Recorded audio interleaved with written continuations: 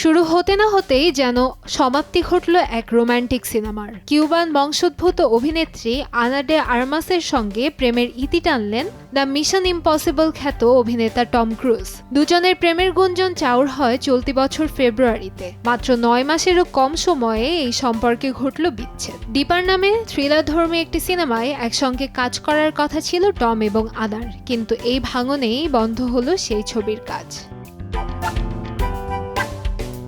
37 বছর বয়সী আনার সাথে লন্ডনে ছুটি কাটাতে গিয়ে বেশ কয়েকবার একই ফ্রেমে দেখা যায় টম ক্রুজকে।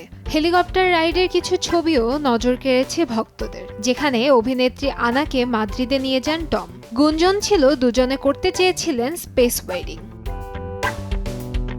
জমজমাট প্রেমের ইতি টানার কথা টম বা আনা কেউই আনুষ্ঠানিকভাবে প্রকাশ করেননি, তবে তাদের ঘনিষ্ঠ বৃত্তের এক বন্ধু গণমাধ্যমকে জানিয়েছেন টম এবং আনা একসঙ্গে অনেক ভালো সময় কাটিয়েছে। তবে তাদের উপলব্ধি, বন্ধুত্বের বাইরে প্রেমিক প্রেমিকা সম্পর্কে খুশি নন তারা। তাদের মধ্যে প্রেমের স্পার্ক আর নেই।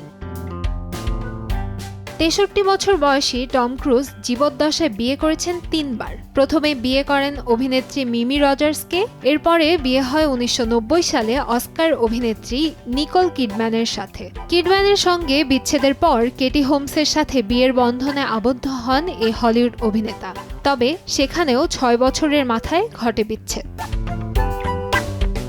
কান্তাময়ী স্নেহা, সময় সংবাদ, ঢাকা।